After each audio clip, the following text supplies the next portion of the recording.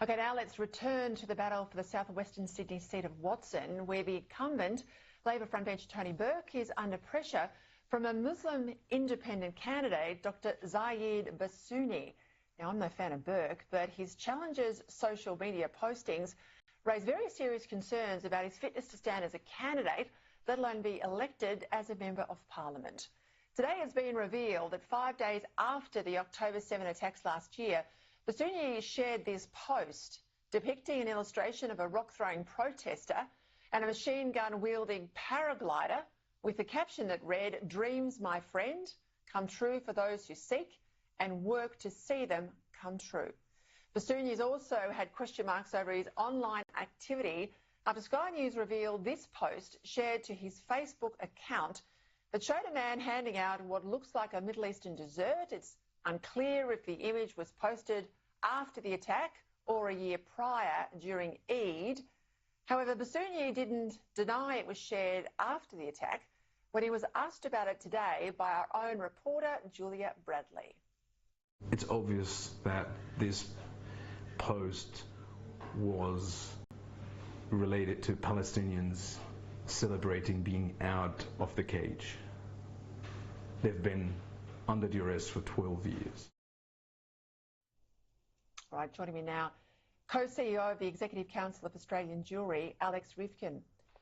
Alex, second post now that's come to light. How concerned are you and the Jewish community? Well, it's pretty appalling to have any Australian, let alone a doctor, let alone a candidate for federal office, holding these sorts of views. And he can deny it all he wants and say that he's merely supporting Palestinian liberation or Palestinian rights. He was very clearly supporting Palestinian terror. He was supporting the actions of Hamas on October 7, the progression of Palestinian terrorism from rock throwing in the First Intifada, which is shown in that graphic that he just shared, through to October 7, where you had hundreds of terrorists hang gliding into a festival in the south of Israel, murdering more than 400 innocent civilians, dragging dozens off to captivity. We saw 6 executed in cold blood just days ago. And this is the conduct that this man is celebrating, is reveling in. So I think it shows an absolute lack of integrity and a lack of fitness for public office, certainly. And I think he needs to think about his own humanity.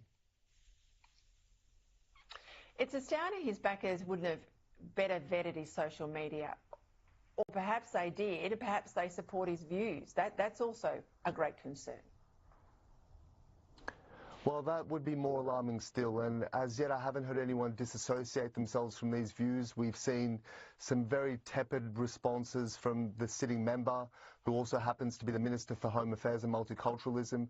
I've never really seen an incumbent not take the opportunity to attack an upstart challenger like this, but Tony Burke has taken a very softly approach here, which is intriguing in itself. But certainly, you know, those who accept this, those who choose not to condemn it, are in some way tacitly accepting this as okay. And it's something that just cannot become normalized in this country. The perception that terrorism, that the wanton massacre, rape, abduction of civilians is somehow tolerable or political. Yeah, I've got to pick up that point, though, because Burke has form here, Alex. We know that within hours of the attack, there were celebrations on the streets in his own electorate. He said nothing at all.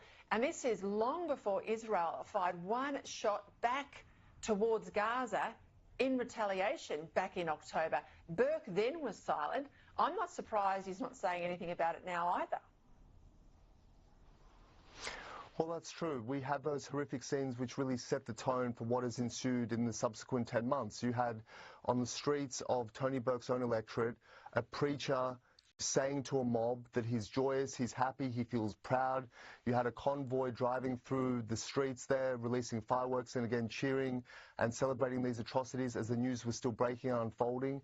And we talk about leadership, and we talk about the failures of leadership, and the fact that these sorts of acts weren't condemned at the very beginning is one of the factors that has contributed to the very disturbing escalation over the past 10 months.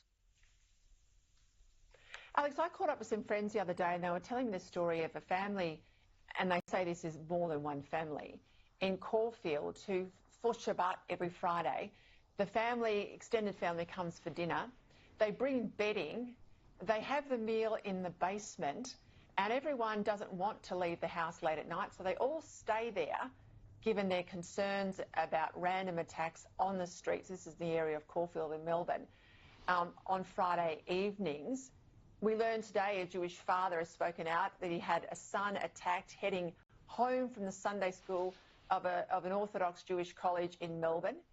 We've also had news reported today that a young group of footy players who play for a Jewish team were called Jewish dogs and abused on public transport. Now, I know you're in Sydney, but I'm disgusted this is happening in Melbourne suburbs, Australian suburbs. Sadly, it's happening in every city in the country, and I hear from members of the community on a near daily basis, whether it be mothers who are worried about their kids who go to Jewish day schools and are getting them to cover up their uniforms because of the abuse they receive in shopping malls and public transport, on the sports ground, as you alluded to there, what happens in our classrooms, in public schools and private schools, in the university campuses. It's only really since the Senate inquiry has been taking submissions that a lot of these stories, these harrowing ordeals of academics and students on campuses have come out. And in most cases, there's utter inaction. Complaints are made and authorities have no idea how to deal with it or are unwilling to deal with it. And we're in a situation here where there is a section of our community that is contemplating their place in our society, particularly those who belong to certain industries that have been particularly vulnerable. The arts and culture, people are losing their livelihoods, they're losing their businesses, and as I said, they're losing their place in the society. We're heading into a very dark place, and this needs to stop.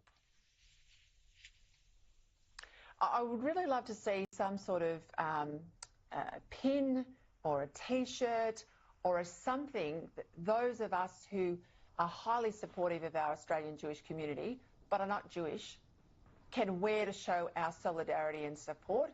You can take that as a question on notice, Alex, because I'd love to be able to publicly, as I get around a place like Melbourne, send a clear signal that I can tell there is a good guy here and there is a bad guy here, and I know which side I'm on. So come back to me if you come up with some way we can all get behind our Thank Jewish you, Peter. Australians. Thank you for your solidarity. I will give that some consideration. Thank you for that great idea. I really appreciate it. Terrific. Thank you, Alex.